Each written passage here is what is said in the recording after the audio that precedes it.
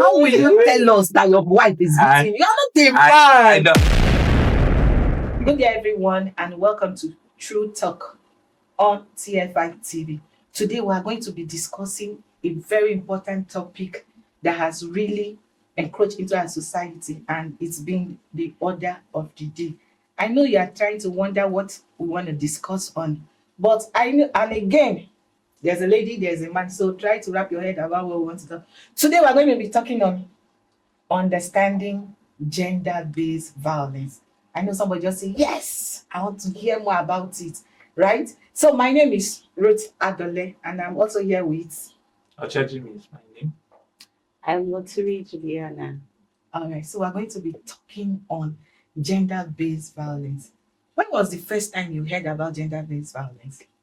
When was that first time? Well, I think it's one term that's existed, particularly in this 20th century. Okay. Where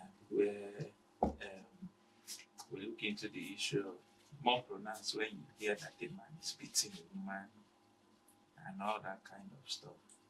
So I think that physical act of doing body harm to a woman is one of the terms that has promoted this issue called gender-based violence.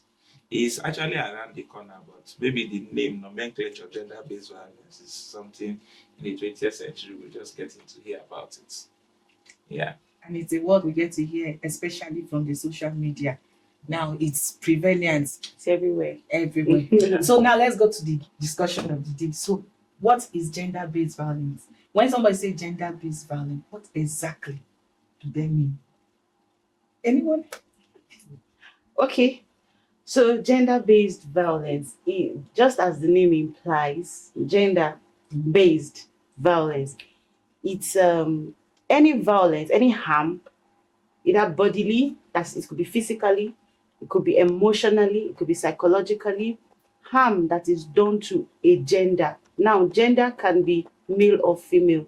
Okay. So any harm that is done to a human being, physically, emotionally, like I said, psychologically, in a violent way, is gender-based violence. So gender-based violence is not woman-based violence. Yeah. It's not man-based violence. It's gender. So any harm, most especially physically, that is done to another gender because of your gender is known as gender-based violence. Because you're a man, because you're a woman. Yes, any harm that is done just to you. simply say violence based on gender. Exactly. Yes. Michael West's definition I'm of telling you, violence. it's based on your gender. Yes. So if me I'm a man, I'm beating a woman because I want to show her that I am The a man. man, exactly. That's gender-based violence. Mm-hmm. If I'm a boss and I'm dealing with my staff based on the fact that I'm a boss, and maybe as a boss, I'm a man or I'm a woman, and I'm going to oppress anybody, that's gender-based violence. Yes. So whatever you do to somebody because you are trying to stand on the privileges of your gender as a person is gender-based violence. You know, when you talk about the gender-based violence, we tend to go the physical, like the beating. This man, people don't even look at it beyond the physical. So why is it so important for us to define this gender-based violence beyond the physical? You know, somebody is hitting his wife while shouting. What about the other woman in there? Then they just keep telling every day you wake up, you are nothing. So why is it so important for us to define this beyond the physical? What we grew up to know as gender-based violence is mostly the physical. Yeah. Beating. And that's because the physical part is the more pronounced part. It's the more visual aspect of it, of violence that people can see. So everybody can relate with it when we see that somebody shouting, help, oh, help, oh. Everybody can see that something is being done, specifically to the person. But the emotional harm and the psychological side of it, it cannot really be seen. Okay, then secondly, maybe we have physical abuse as the common type that is prevalent within, this area. Because maybe based on our stereotype as Africans, we are dogged people. We can withstand psychological violence. Yeah. We can withstand emotional violence, maybe even economical violence. Those ones We can't can, see them. yes, those are people can't see them. For instance, economical violence that it deals with denying somebody the privilege to money, properties, access to, wealth, access to properties, and all that. But it's more like say, okay, if you say you cut off, for instance, if it's a video, you cut off, I will go and do business, I will go and you understand. So there's resilience towards that. But you say physical violence, the resilience is not so, because a woman is helpless if a man overcomes her with beating, and vice versa. Yes, it's true. Women to beat men. It's not if you have a woman who is six-packed and then she's going to beat the man, and at that point where the violence is being administered, you are totally helpless. Yeah. You can't help it. So that's why we are seeing the physical violence, which deals with sexual abuse, deals with physical inflicting of injury and body harm. We are seeing it more common. It's because I think it's louder than every other. Yes. So, you asked a very sensitive question. So why do we have to define it beyond the physical? Sometimes, yes, it's true that inflicted pain on physical body is very painful, it's very hurtful. But you see, the one done inside, it's very terrible, and it can lead to death, just as the same way, that the physical can lead to death. We have so many cases of suicide, so many cases of depression. When you go to the psychiatric hospitals now, you see people with mental illnesses, all from abuse, all from violence of words being said to them, violence of, let's say violence of words. I don't know if that's okay, but harmful words. People are put into harmful practices, which is not only physical torture, but harmful practices like drugs and the rest of them is part of violence too. Gender-based violence. You have there are stories of young ladies who men just want to see and do certain things just to please their fantasies. It's part of gender-based violence because they feel the women are commodities. So commercializing women is part of gender-based violence. So the psychological effect is as same as the physical effect. It can lead to death, it can lead to depression, it can lead to so many things. And we will not focus on talking about just the physical abuse alone, physical violence alone. We'll talk about the one that is being done to people, spoken to them, and practices that they are made to do, which is just not physically alone. She said something that I want to bring this. If it means us arguing, let's argue. Between the men and the women, the male and the female now, who is more vulnerable to this GBV? Well, I think that question it can easily be answered. Yeah, we don't really need to argue. I think it can easily be answered. I think if you look at the statistics, because facts don't lie. Yes. If you look at the statistics, it will tell you that women and children are more vulnerable to gender-based violence. The reason is because if you put the societal stratus hierarchy, you notice that the women come after the men. Don't you think it's because these men are not speaking up? The women, the society let's get easily it clear. believe the woman when she comes out to say, "Hey, they beat me." No. But when the man comes out and say, "My wife is beating it's not like men are not being, violated. Yeah. Men are being violated, but religion, your economy, your culture, our background, everything supports the man. So it's easy for a man it's easier for a woman to be violated, unlike the man. Because everything around the man is already of advantage. I will argue to say everything supports the man.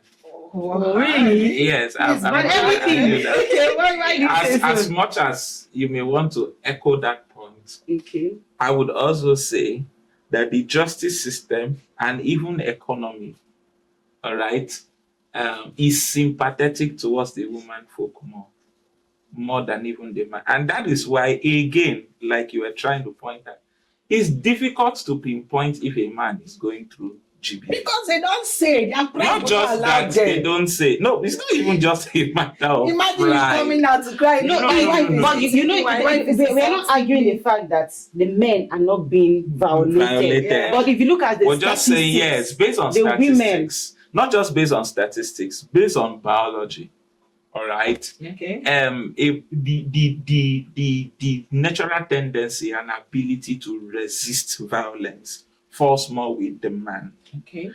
2 is that men are being stereotyped. You've heard things like man is not supposed to cry. Stereotype. Oh. Yes, no, men are being stereotyped. Yes, men are being stereotyped. Yeah, But when things it like comes to gender-based violence, don't cry. men are not being stereotyped. No.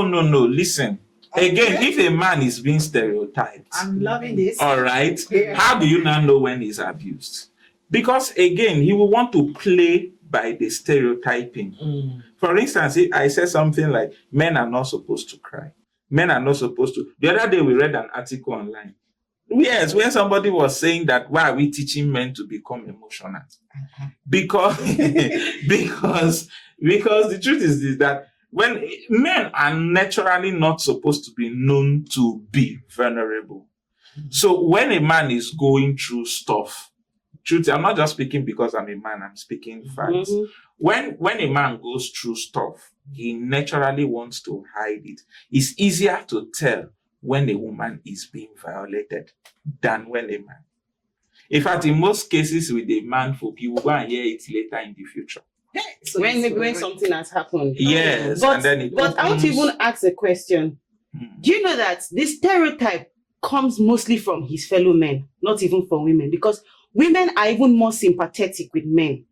When a man, because a woman is a mother naturally. Yeah. So a woman looks at a man as her child. Well, it So depends most again. of this stereotyping even comes from It the men depends. folks. That I can't say.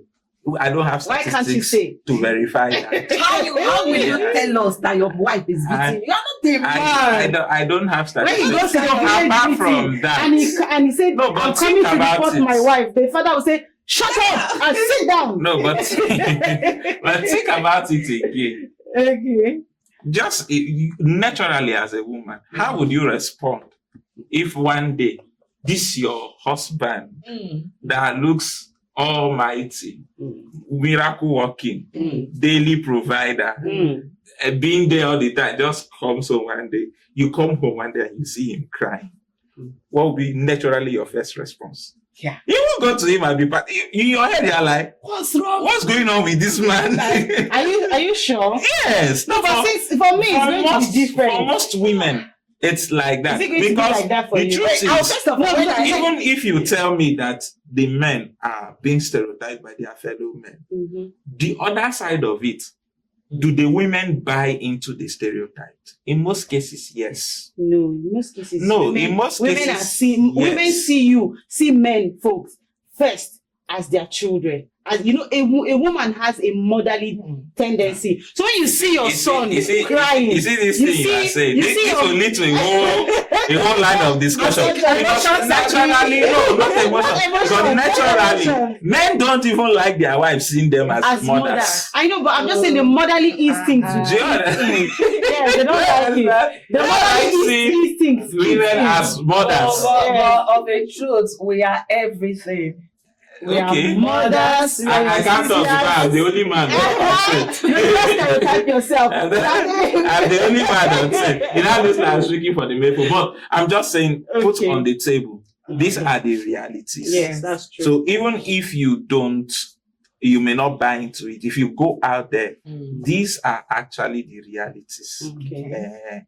That most times, and then the man to the point you added, is also trying to protect his ego and pride. Right. That's Him, true. he personally could have stereotyped himself. Mm-hmm. You understand? Yeah. And say, okay, just for instance, imagine that a man comes to you and tells you he's being raped by a fellow woman. That is usually very difficult. It sounds like, are you- Like, how did it How did it happen? happen? that means a woman will be might have Body- been so powerful. But it Maybe she's happens. doing karate and taekwondo. No, sometimes the rape, which is also physical violence, may not be a violent one.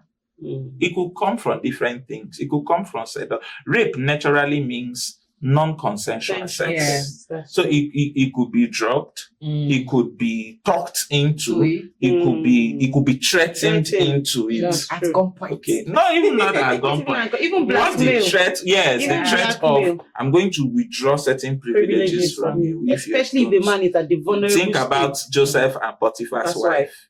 That's true. Yeah. Look at the case scenario. That's gender-based violence. I Yes. hope you know. Yes. Yes. So it could come from, and I'm sure there were several slaves in that house who had gone through True, what that Joseph went Very through, true. and because they don't want to lose the privileges, they had to they have come to up. give in. So when you see men at that point, it's because quietly but subtly they may have been threatened. Mm. You understand? So that's why I said the violence also happens to men. But because naturally statistics prove that women are more vulnerable, one, and then because women don't have so much of the resistance as men have. So that could be another reason why it's more prominent with women than men. So you've talked about the stereotyping for the men, right? Yeah. Mhm. So now, when you want to talk about this GBV, is GBV more about power, culture, or individual character? Na collabo. Exactly. Let's do it. Exactly. Collabo. Are Exactly. you serious? Yes. Now the culture can strengthen the individual character. Mhm. And where culture strengthens the individual character, he has power. Mhm. So there's a basis for Yes. doing what I am doing. Mhm. Even if the basis is wrong, Mhm. there's a basis for doing what I'm doing. That's You know, I slap you because I'm a man. Mhm. The culture has given me that power. Even though the culture equally teaches us to treat our women as queens or to treat the men as Kings. as kings. But And maybe on special occasions, uh, not every day of their life. what is on special occasions? It's on special occasions. What's the on special Maybe on occasions? Mother's Day. Excuse me, with all due respect. Okay, fine. You women, how many times do you celebrate your husband? Every day of our life. Exactly. We bear his name every day. Is that celebration? Yes. That's budding. It's not That's budding. budding. I don't know what it means. No. I graduate from school. I do my masters. My father's name is not on it. It's my husband's name. I give birth to But your children. father gave you That's a out body. willingly. But he did not tell me. That's a body. That's It's a burden. Let me tell you why it's a burden. Okay. It's a burden because every day you go out there and you come back. In fact, you have to come back quickly. Because you now remember that See them now. there's an extra attached to your name. But you willingly got married. No woman. And you willingly came to the man's house. Oh, Nobody you forced you. convinced us. For this cause shall a man leave his father and be clean. You left. You left. Yes, and we clean. Yes, if you're not ready for I the know the problem most of responsibility, the you time is have that done that. the women don't even leave. See now, Valentine is by the corner. I don't understand. Now we are the Question. wait. Again, this is gender-based violence. It's not. No. This is now Why gender-based is it violence. gender-based Why violence? is it that it's the men that are being reminded of? So you see, this is the stereotyping we talk about. So now it's Valentine's Day, man has to provide. It's Mother's Day, man has to provide. Is this man? It's gender-based. Yeah. That's gender-based violence. You know, sis, let me tell you There's something. no because Everybody of has this matter. love language. And you men keep on saying that your love language is peace and respect. God, I beg. So we are First giving of you all- peace and respect. First of all, Everybody. out of the 5 love languages, there's no one that peace and respect. But if you ask a man, what do you want? The man will tell you peace and respect. Okay, let's come back. You see this thing with gender-based one again is the stereotype matter. Okay. That's the strength of it. It's just like you people are saying that. Now, the truth is this. Let me even tell you the truth. Again, why you see that men will not come out to tell you that they are suffering gender-based violence. There are unspoken rules. There are unspoken pressures on the man That's the truth. Whichever way we say it. And seriously, again, I would say I'm not here to advocate for men. Neither are we here to advocate for any specific for any gender. But the truth is this: when you talk on the male folk, there are unspoken pressures, there are unwritten laws. For instance, naturally as a man, okay, I will begin to think and I will begin to know that, for instance, Valentine's Day is coming, I have to take my family out. Now, if I don't have the means, and I now see my neighbor is equally preparing for it, you know that the man has gone through, he has entered pressure. Self-inflicted. Do you understand? Pressure. Not just self-inflicted pressure. You could be right if you tell me self-inflicted pressure, but the pressure has a source. And the source is meeting up expectations. And the truth is this: we equally have data and experiences out there of what happens to men that don't meet expectations, either from their wives' families, or from other men out there. Now, these are unspoken, I'm just trying to say, these are unspoken pressures on the man. Do you understand?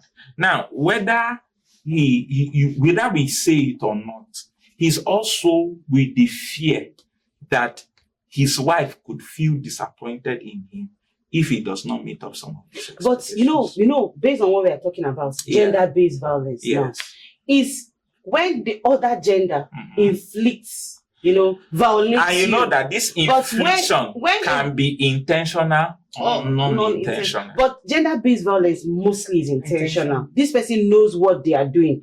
And just as Ruth is saying now, she said that is it encouraged by culture or is an individual trait?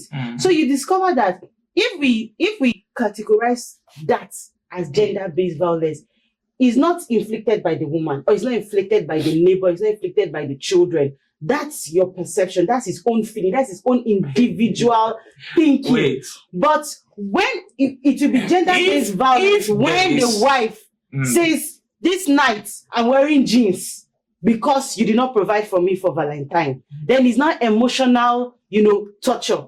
But when the man sees his neighbor providing and because he cannot meet up and he feels, and your wife is not complaining, that's his individual. How do you know when your wife does not complain? If she's not speaking out, if she's not showing you attitude, does not speak out, or she does not show attitude, does that mean everybody knows their wife anyway? Okay, let's come back. So those are the points. I'm just trying to say that there are also quiet pressures from sometimes overburdened expectations. But that's not gender-based. No, if it comes from the woman, it is. But if it's your thinking. No, every thinking also has a source. It's traceable to somewhere. Okay. That's the truth.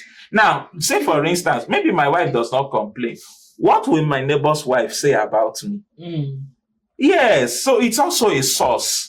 Are you saying the man should not worry about what his neighbor's wife would say? I don't think a man should worry about what his neighbor's wife would say. About how, yes. That's the point. How many can you worry about? Because they have problem with everything. State the facts. Don't start doing counseling on this show. I'm not doing counseling. Counseling on this show. When you begin to say, no, the man is not supposed to. You really say, you are correct. No, but even in counseling, you don't even tell your man you are not supposed to. I'm like, it's only normal to do this.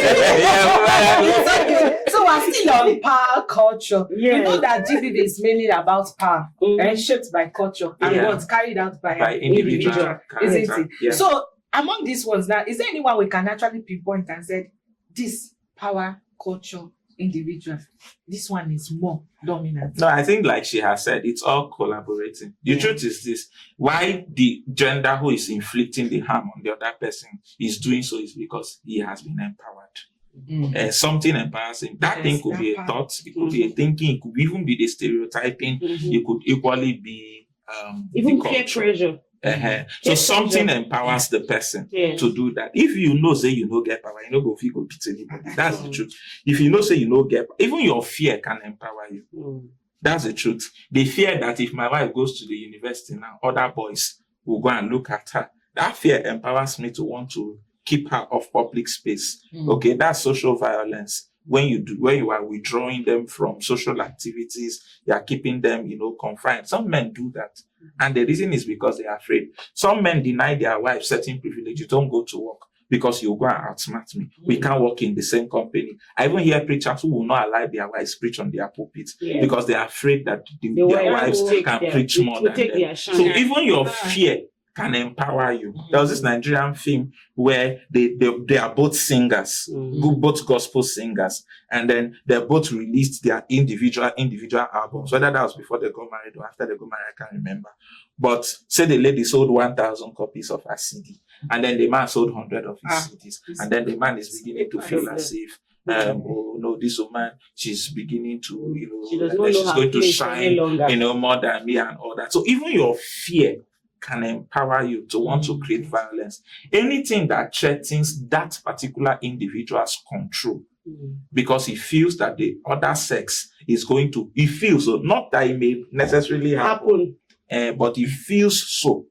He has already empowered the person. So talking about, I wanted to add something again. Another thing again that happened, that encourages gender-based violence. We are asking if it's culture or individual. There's a way that your past trauma can also empower you to become, violent. Imagine a child waking up seeing his mother beat the father. Exactly.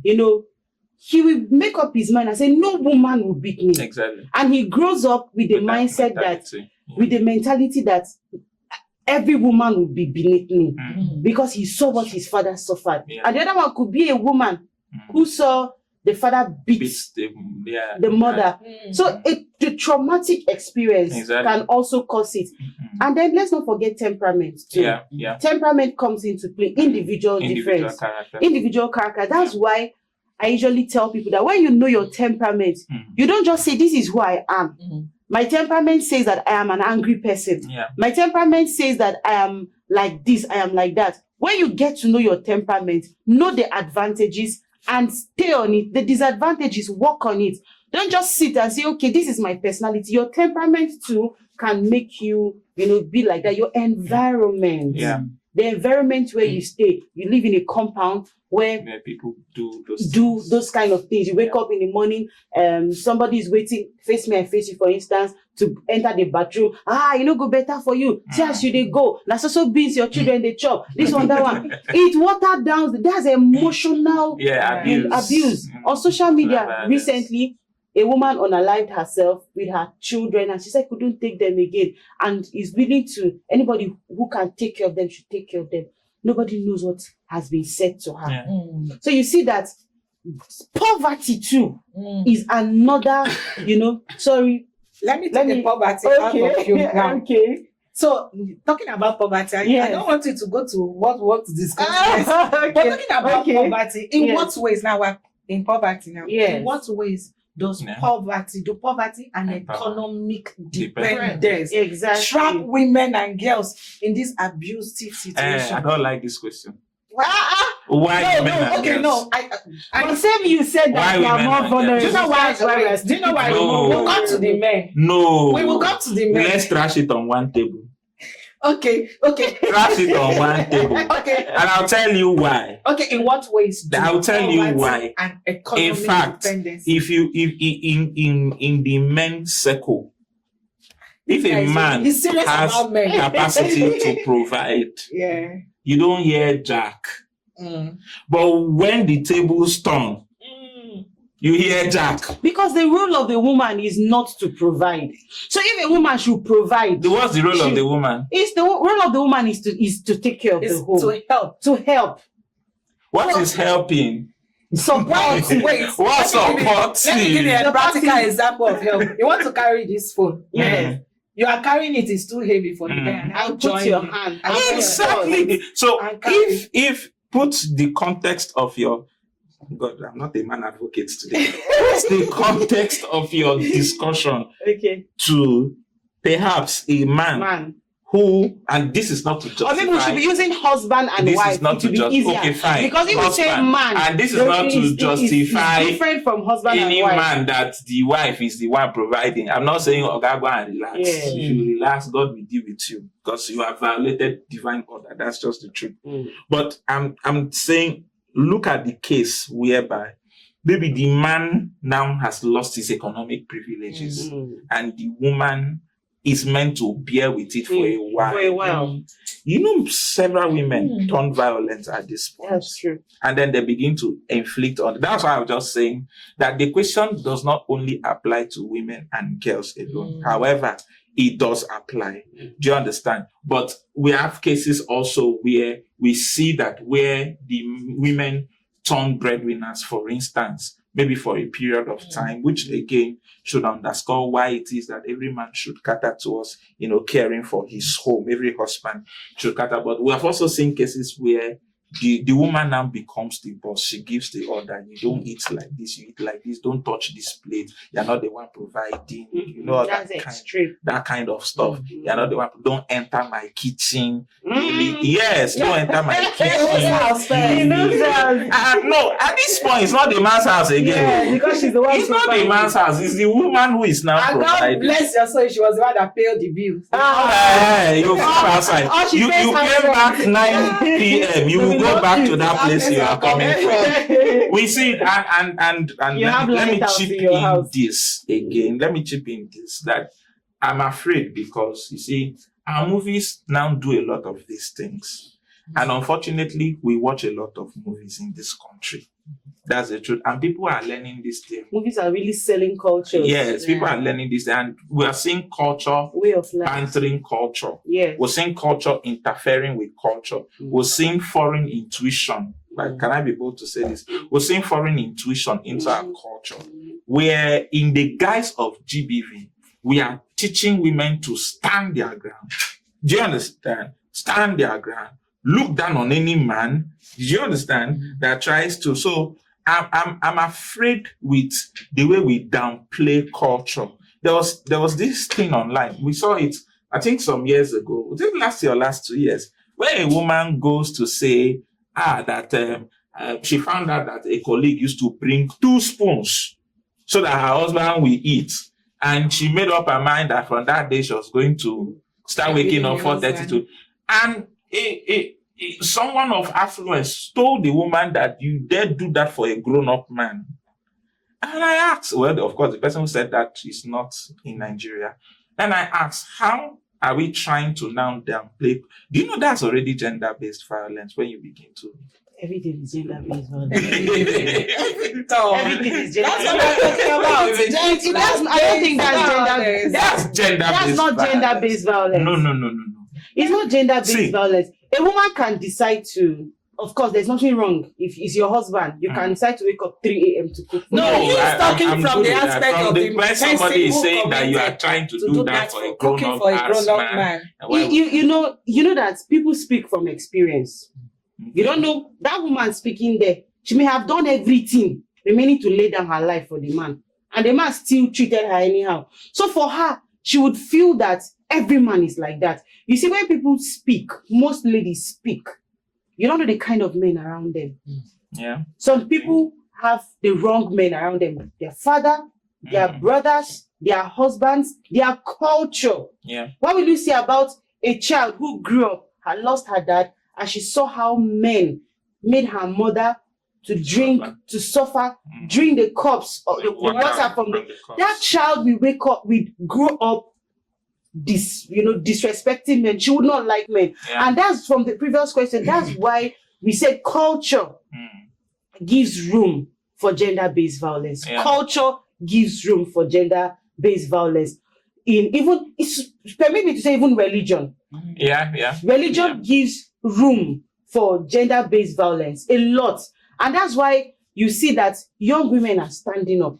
It's because of what they've seen. It's not necessarily because they want to fight the male folks. People say they're fighting for equality. Personally, I say let's fight for equity. Let everybody be given an equal chance. Yeah. But we are not fighting to be equal, because if you look at it, we can't be equal. Scripture. We can't be equal. Well, And if you well talk about your economic situation, because I don't want to go in that line. You see, because one of the questions that is popping in my head while this whole discussion has been going on is to say GBV today, GBV the days of our fathers. Where is it more? Where are we having more statistics? Because people are speaking up. People are beginning to People are speaking up. Women were depressed and relegated to the background. They were not talking. No, They were not talking. No, I won't say that completely. Let's go back to our histories. Okay. I won't say that completely. See, during our time, our fathers' times, I can agree that to some extent, some people were extreme. But I think that there was a pure understanding of gender roles.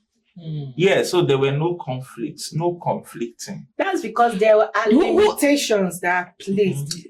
But I agree with woman you. wants But to you fly. see, In her business, she wants to so fly. that please, and with all due respect, so that we don't close from this podcast, and somebody would not say we are saying that gender is, culture is the reason why we are having gender. No, we are not saying. We said it's this room. We are saying that there are some deficiencies in our culture. Yes. That permits gender-based violence. Against persons based on their gender. Exactly. However, there were also some form of balance in some societies where the men knew their expectations and they were meeting it.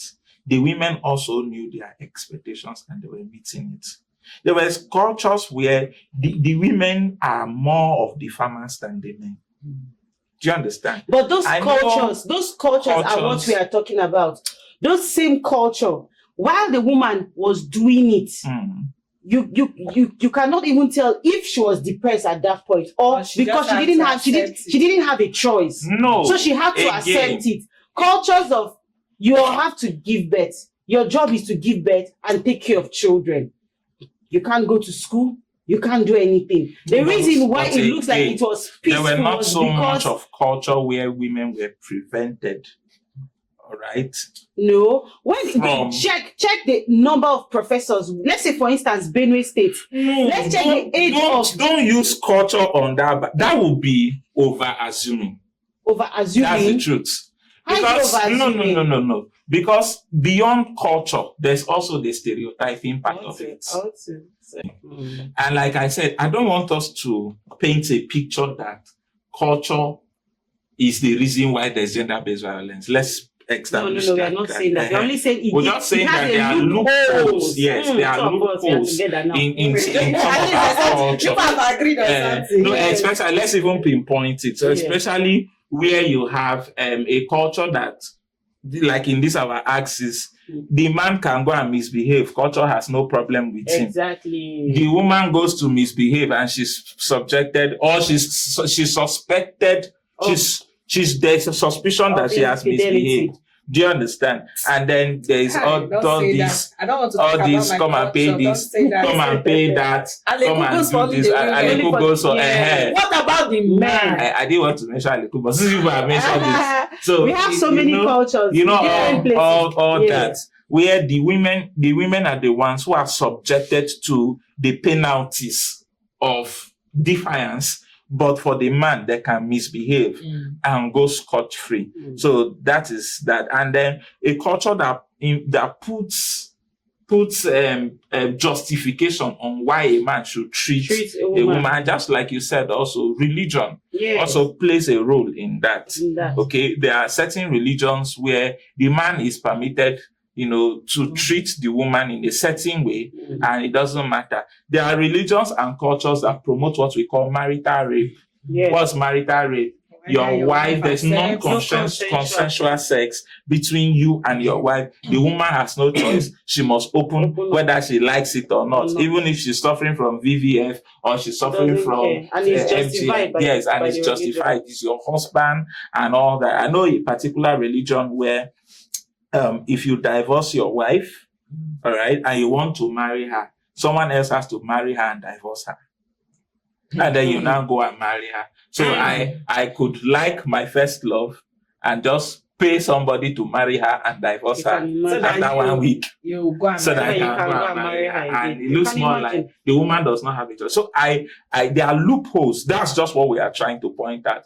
But let's give kudos to some aspects of our culture that have helped women, that have empowered women, and also opened the door for women to also. Can you give us one? I'm trying to think of a culture that has helped women. She's coming from the defense now. No, I want to know. Maybe I will appreciate the culture more. I won't say any culture is totally victimizing. No. What I'm asking is just one cultural practice. We'll look for that has. No, but there has been really no cultural embargo on economic viability of women, none that I know of, that restricts a woman from having access to money, none that I know of. I don't understand. There's no culture that has stopped a woman from maybe working, doing business or working that I know of. Culture as in native laws and tradition. Okay, no, I'm not talking about the aspects of making money. I'm talking about a culture that. So if there's a culture, back then when cultures were even being made, women were not working. So I'm not sure our ancestors imagine that. But women go to farm, women trade, women do businesses. No, back then. Yes. We are talking of the 18th centuries. I'm not talking of even in the 18th, century. if you go to the markets more, who do you see more? It's still the women. It was the women, but it was not like their husband's produce. Their husband's produce. No, even if you are going to him, how and do you your prove children, that they were returning the money back to him? That's why I said some of these things are unwritten. Yeah. They are unwritten. Yes, you know that one of the problems we have is that most of our cultures were passed down word of mouth. Exactly. And whenever something is passed down word of mouth, there's always there can be an alteration. It doesn't come out pure. But the greed of human being makes culture to be, what word do I use? Stricter with women? No. It makes the culture not to be pure any longer. Okay. So our ancestors may have given this culture with good intentions. Yeah. Just like the roads we have now. If you see the roads they did back then, they are better, than the roads we have here. They did it with good intentions. That's how culture is. So it's possible that the cultures back then, for instance, where I come from, if a woman dies, a woman loses her father, her husband's people are supposed to go and bury her father. They buy wrappers for her. They go to the family, they buy things and say, we are coming to bury our in-law. It's like a time to show that this is our wife. Okay. We've come to mourn with our wife. Okay. So something like that is showing solidarity with the woman. For me, I think it's a good thing that even though it's in death, where do they show culture mostly? In death and in marriage. That's where culture is seen mostly. Sit in front waiting for No, but even in family life. Again, anyways, why again it will look like these things don't play so much of role today is because that's why I talked again about culture countering culture. With the influence of the foreign ideas, foreign ideologies, foreign based, I think even the purest form of our culture has been tampered. Aside from adulteration, even the passing down. You go to traditional marriage, they're arguing. It's 10 crates. No, it's 2 crates. No, it has now boiled down to family by family. Well, you see, so there's adulteration of the issue of poverty. Yes. Now, so that we'll not finish. We'll not go outside there. The issue of poverty and how it traps women. Number one. You say we shouldn't say women. Number one. It traps any gender. It traps any gender. Yeah. From the men folk, if you are preventing your wife from exploring professionalism or career options, what you are doing simply is that you are tying her to be economically bonded to you. Okay? Some men believe that granting a woman financial freedom is like asking her to spread her wings to fly. Yeah. So once something happens, they say, oh, it's because she has more money than the man.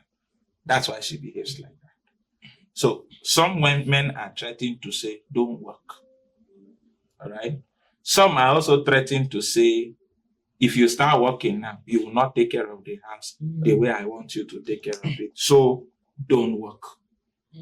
Some women Also, when they are more financially viable than their husbands, they tend to feel that they are now the bosses. Yeah. Okay. So anything that makes a specific gender to become marginalized, I think that's the word that we use, to become marginalized or to become vulnerable economically to the other gender is economic violence. Okay. So So it could this be man, poverty it now. could be woman. So So for poverty can be self-inflicted. Poverty can be, there could be poverty because of denial. If you are my wife and I say don't work, you are in poverty. It doesn't matter how much I have. If you don't have some level of financial autonomy, you are poor. It means you always have to look up to somebody to give you something. And the person's response to your request determines whether you flourish or you will. Talking about that dependency now. So when a woman is trapped, when she's poverty is there, economic dependency. First of all, she begins to think like, if I leave this man, what happens to me? What happens? Where will And I you go? know How do I that feel? So it's she's not there the poverty that is subjecting the herself. problem. Oh. no, the poverty is The not the problem, dependency. but Exactly. The dependency. Not even the dependency. It's okay if my wife looks up to me. Is the first idea that I must be the source of your financial autonomy. yes, that's one way to look at it. Another way to look at it is somebody coming from a poor background is more prone to gender-based violence. Okay. That's the point I want to make. Okay. I agree with you. Yes, because for instance, you're poor, you go to hawk. You know, children who hawk at the mercy of whoever they are. yes, they are hawking for all their customers, whoever Yeah. they meet. So there's poverty. These children can't go to school. You're hawking from morning till night, and then somebody is raping you. But at the end of the day, he gives you money to give you food. At the end of the day, there's gender-based violence, but because of poverty, something as little as food, something as little as sanitary towel, you'll be surprised. Yes, and you're there being raped because he's providing those things for you. Poverty, a young lady can be given to an old man. Yeah, and because child marriage is gender-based violence. He has money. Yeah. He comes and then he flashes. And culture plays a role here again. Yes. Because there are some cultures that permits it. Yeah. So a man he comes with 500,000, maybe a bag. He doesn't even do transfer. He opens it. The girl's father has not seen that kind of money in his entire life one time. And he said, I want to marry this your daughter. He said, this daughter, what has she done for me? Carry her. The girl said, I want to go to school. I want to be this. He said, no. Follow him. Go to school in your husband's house. Yes. At the end of the day, most of them don't. My mom told me of stories of young girls back then who were coming from the farm and they were discussing, they were paying their bride price. They didn't know their husband. They were being way-billed. Yes, they were being way-billed to their husband's house as children. Yeah. They were being way-billed. So you see what poverty can do. Exactly. Poverty has a role in gender-based violence, even to the men, even to the boys too. Yeah. Do you know that boys are being sent to Libya? Yes, for work exploitation. Yes, that's gender. Even within Nigeria, they send them and say they go to IDP and say we want to help you, and then they come and pack these children, young boys, and they are there working. Even here in Benue. Even I heard somewhere in the west. Kurumi. Yes, Exactly. somewhere in the west. That's you go there. When you go, they collect your phone. They collect everything about you. And they tell you they have paid for they you have for 5 paid years. for you for 5 years. So you have to work 5 years. Poverty. You eat only beans. It is shocked that some of the parents were aware. Yeah. That their children are going to this program. No.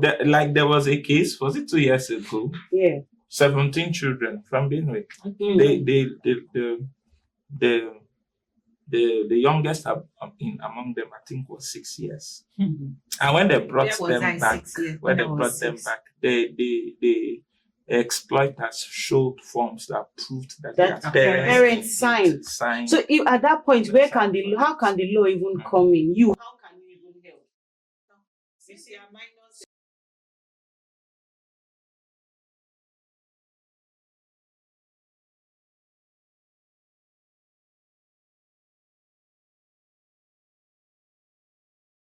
actually plays a role. So now talking about this poverty, you see that there's a way it silences the voice of the one who is being abused.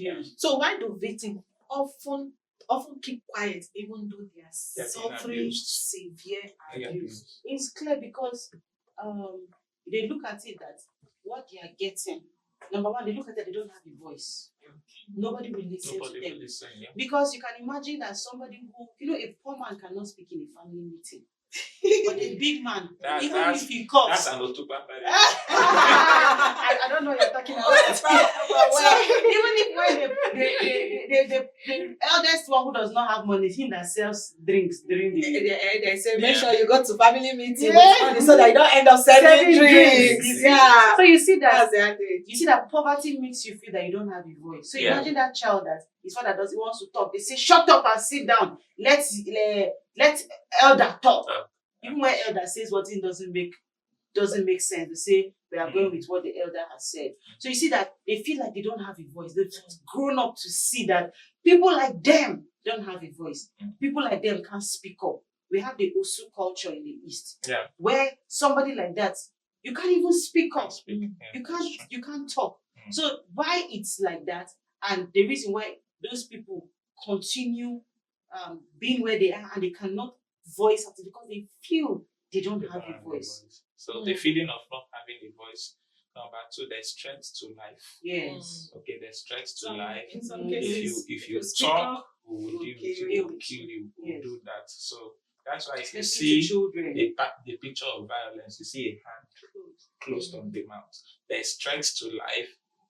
Some may have been even told to go and swear to certain oracles. Yes. I heard that they do that in this HQ. If you do you know what is HQ? No. I want to know. That's going to be for another discussion. So there's threats to life. Then I've seen cases where the victim begins to like the violence. Psychologically, is influenced to like the violence. So it becomes depressing if the victim is away from that violent act. Then addiction begins to happen. Yes, addiction and all kinds of mental stuff. Stockholm syndrome begins to happen. Yes, Stockholm syndrome, stuff like that. Then there's also the question of if I speak up and the privileges I'm enjoying is being withdrawn, where do I go from here? Okay, where do I go from here? You can see that in cases of marriages where women don't want to leave because one, what will society say? Number two, what happens to my status as a person? Number three, but the man, the violator will begin to justify why the violence actually takes place and begins to defend the attacker. Things like that. Or somehow they may have been brainwashed to realize that whatever they are going through is their fault. You get the point again. Then also there's the cultural part of it, where stereotypically, if there's any word like that, culture has taught women to keep quiet. And you don't talk as a good woman when the man is talking. So let me not say that, but remember the other case where we were looking at where eventually this girl was being marginalized, all right, and then you get to the council where the men and they just go straight and tell you, you must apologize. Nobody's hearing to know what happened. Was it your fault? Was it not your fault? So in some circles, violence is justified. Yes, it's being taught as me being the head, me being controlling, me being in charge and putting my home together. So all these things also contribute to like most times victims. So that means there's also the issue of I don't know where to get help from. Yes. I don't know who to talk to. I don't know where to get help from. And the tragedy of this is, like we have said, when you stay in that environment of silence for a long time, a lot of things happen. Another popular one that justifies violence is, let's say, the issue of rape again. So what were you hearing? I was just about to say meat. We'll come back to meat. Yes, about men and women. Yes, that fuels sexuality. Yes. Sexual violence. That's why sexual Sexual violence. violence. So Yes. just adding to that. Yeah, so the myth, you know, a young girl is raped, and then the first question is, what time? You know, what time what were you doing out by that time? Yes, it's okay. The girl should not have been out by that time. Okay. But is that a justifiable reason for her to be raped? People no longer see the rape as a crime. It now looks like what she wore. Yes, because if you are not worn that skirt was provocative. Yes, if you've not worn that skirt, if you did not sit that way, what about the 6 years old that was raped, that did not have breasts, that did not have hips? I saw the obituary of a young man on social media recently when he died, and somebody posted and said, "I'm happy you died." And people came on her and said, "Why would you say that kind of thing?" He said, "You raped my 6 years old. And when we were trying to arrest him, his parents took him to run away. And on the road when he was running away, he had an accident and then he died." So you see, everybody started rejoicing. So when we say that it was what she was wearing that propelled him, that made him rape her, then what about the 6 years old? What about the 10 years old? So we say, oh, she looks like she's a big girl. She looks like she was 18 years old because she was big. Was that justified? So there are so many myths, just like she said, she's asking that gives room for justification of gender. You know, you said there's a way he was looking at me. There's a way she was behaving. She bought me gifts. When I was a teenager, I bought some gifts for some guys, and the next thing they started calling me their brother's wife. And it was like I was toast. And innocent me, I just saw this guy and I felt that, oh, I could give you this with a pure heart. But the sister started calling me our wife. Like, it was so irritating to me as a young girl. You know that if I had continued being friends, of course I had to stop being friends with him, but if I had continued being friends with him and eventually that guy had raped me, he will be justified. Because why were you buying gifts for me? Yeah. What were you looking for? So even the innocence of a young girl, the innocence of a young man who sees a young lady and takes her that, oh, she could be my sister, she could be my mother. Yeah. He's going to fetch water for her. He's going to do this for her.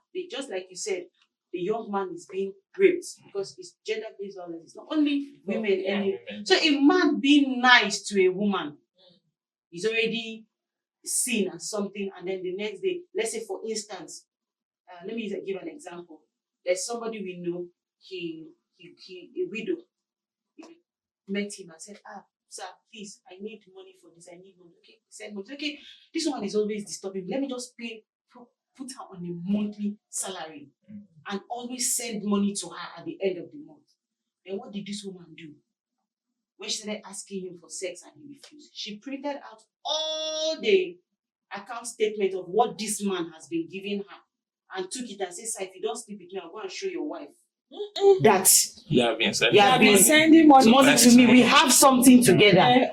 And then the man said, but it was out of pity. Say, how do you explain that you are giving somebody monthly stipends out of pity and you did not have anything to do with her? So you can see that even the goodwill of somebody can even be taken, So you know why that story can fly? Is because naturally when you say gender-based violence, man comes to the picture. Yes. It's man that has capacity to do it. It's a woman doing gender-based violence. So now the man will be the one. I think I've heard the story where the woman will be beating the man. She put the man on the floor. Sit on the man and be shouting, you will give it today. And then when you go out to that, you see the man. But it's the woman that will be shouting, you will give it today. There's this picture I saw, one cartoon I saw was very funny, where the woman went to complain to the pastor that she's suffering gender-based violence under the man, and the man used to beat her, so. And in the picture, the woman was so large, and then the man was so small. So the man asked the pastor, between me and my wife, who should do gender-based violence? The evidence is there. So the first stereotype is the fact that it is assumed that men are the violent. In fact, we attack the violent beasts. Yeah. They are called the violent beasts. Men are called the violent beasts. So naturally, if it's a case of violence involving both men especially and women, physical. yeah, especially physical, Because the man will be the first person, stronger. to be tagged. The second justification and myth with it is also the cultural thing, particularly with regards to inheritance. You hear in Idoma language that will tell you that women don't inherit.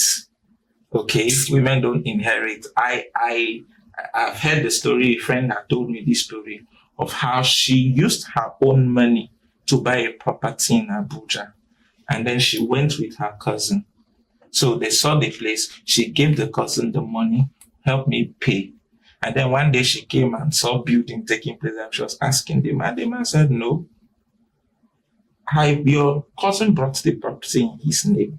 And then when she went to his house, looked for the paper, she saw his name on all the landed documents. And when the meeting was called, he quoted that phrase that after all, women are not supposed to own property, or women are not supposed to. So don't start being gender based. No, but that's why would you say it's women? Would I say, oh, he did well? What is that? He did well. So I'm just trying to say, so there's this myth: women are not supposed to be empowered.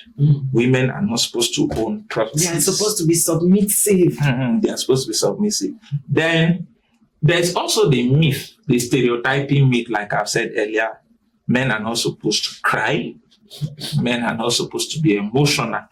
So a man can be suffering gender-based violence and he will not talk, because he's not supposed to talk. Bring it He's down not to the one supposed now. to Let them sing climb your head. as the weaker one. Yeah. You understand? He's rather supposed to be seen as the stronger. The one always in charge. Yeah, the one always in charge. So not being in charge is a sign of being a weakling. Okay. In that case. So that's why. So, and that is why these stereotypes, what it does is that it makes reporting cases. It provides that a lot of cases are underreported. Yeah, underreported. Especially when it comes to the men. Yeah, because how do you go and say it? How do you justify it? And the truth is, in Nigeria today, a lot of cases of gender-based violence have ended up recording fatalities. Just yesterday, yes. Have you witnessed any gender-based I saw violence on the news yesterday. Like, have you witnessed anyone? Face to face. Yes. If you grew up in our neighborhood or face me, I face you, you would have witnessed a lot of gender-based violence. So what did you intervene at any point? Okay. Let's I've called police for somebody. I like this. Let's come back. I've called police for somebody. Have you watched this one? Uses cutlass to beat his children. Wow. Yes. So what? You intervene. You call police. And they said I should go and negotiate. I don't know how to negotiate in that type of And I reported the case straight to the gender desk office. But there are a lot of cases where interventions don't come in. And they have recorded fatalities. Like I was saying just yesterday in the news, Uncle name of the state, where the man killed his wife and then beat himself with acid. Yes, and last week there was another case like that. Yes, but beat you. There was another case like that. Did you remember there was this case of one soldier that died? Was it Heaves from Jos? Okay, where one part was saying yes, that the woman killed the man. Then the other side of the story said the man had been victimizing, the woman, and that's the bad part of GBV. If you don't deal with it, you are promoting further rebellion. One day, the victim will rise up. And the case might be fatal. In Jigawa State, an 18-year-old bride killed her husband with rat poison. That's in the news in Punch. You can verify it. Yes, with rat poison. Why? You could guess why. So she was forced into the marriage. So when we don't talk about these things, we'll keep seeing violence and counter violence out there in the air. It's on this GBV matter. Yeah. So to wrap it up, a woman out there who is listening and watching this, what would you want them to know concerning this GBV? So what do you want them to know? They are listening to you right now. No, let Wait, the to woman give talk. an Yes. advice. Woman, give advice. No, let me reframe my This is question. gender-based advice. violence. No, let woman. This is See, stereotyping. now I'm giving you privilege. No, you are this- still this complaining. privilege- Okay, These so women a say, woman what and do you a really man. want? Forgive me, it's my fault. So to a woman and a man. No, it's still okay to a woman talk. And I will still talk to so you. what do you want them to know? Is there like any help they can get? Okay, if a woman is listening today and you're experiencing gender-based violence, what I want you to understand is that it's not your fault that you're in that situation, and you have a voice. You don't have to remain there in that situation, being spoken down on, being violated in any physical way or mental way. You can speak up. Speak up today and get a solution. Don't remain there and assume that that's how it's supposed to be. No, that's not how it's supposed to be. Speak up and get help. You can speak up by calling us.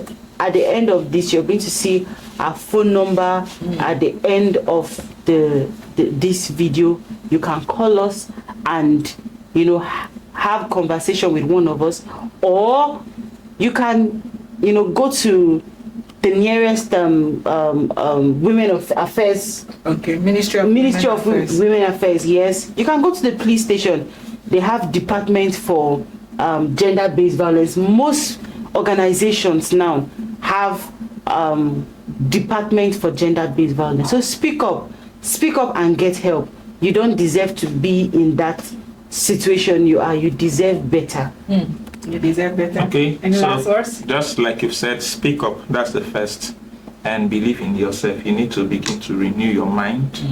Okay, and begin to tell yourself that no, you are not what the violence has created you to be. You deserve much more. You deserve much better. All right. So with that renewing of mind, naturally you can begin to speak or naturally fight against the violence, whether physical or psychological, as the case may be. Then you could talk to someone you believe that is trusted. All right, please, so trusted person. And then you could also, as you talk to the person, you confide in the person that could help you to get solutions. Like my colleague has said, you can talk to us, you can go to the police, you can go to Legal Aid Council, you can go to Ministry of Women Affairs, NSCDC, Human Rights Commission. You can talk to these people where you see that the violence is becoming much. And then thirdly, please don't ever tell yourself that what happens if I decide to run, I might lose myself. No. There's always light ahead of the tunnel. Yeah. Your life can always be better. So I want to say specifically that if you are in an abusive environment, particularly physical abuse, please, I will counsel that first you separate yourself from the environment of abuse. A person with their life, nice they go look for help. So separate yourself from that abuse. You could involve families. Okay, maybe you could talk to your family. You could tell your people, see what I am going through. You could, if I were you, I would also want to have proofs of what I am going through, so that nobody can come tomorrow and say it's just lying and all that stuff. You can have proofs.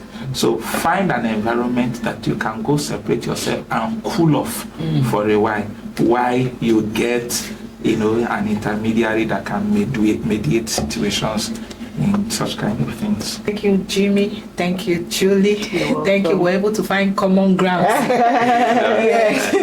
So this is also to a woman out there. If you're in Makurdi, I bring you good news from Teenagers Care for Sustainable Development Initiative in partnership with the Nigerian Women Trust Fund on the project Save GBV. So we're going to bring in this GBV teaching to your doorstep. We're going to go to women organizations. We're going to be going to schools to teach our boys, to teach our girls, to teach our men, our women, so that we'll have a wholesome society and have a safe place for our children and the future of this nation.